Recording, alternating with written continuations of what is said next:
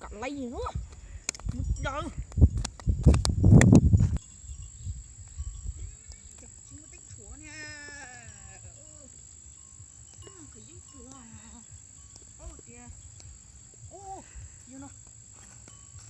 bây giờ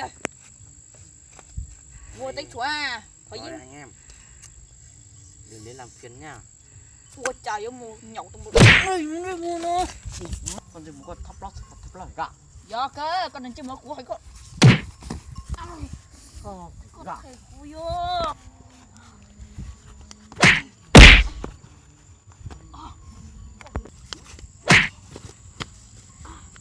chơi một con cho nữa mà hai cũng chưa đọc tốt đâu Cho nó từ lên.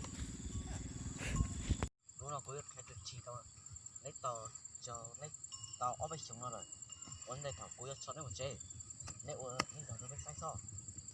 Olin đã mà tí lậu Được kìa, cho tôi lính giả dâu này.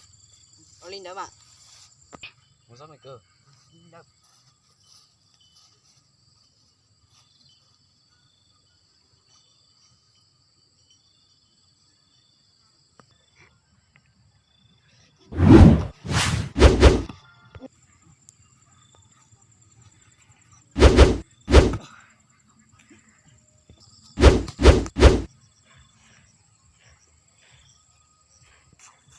sư phụ cô cho chú chi tao lên nó lợi Của tao dùng cờ. Tốt lo, có một so.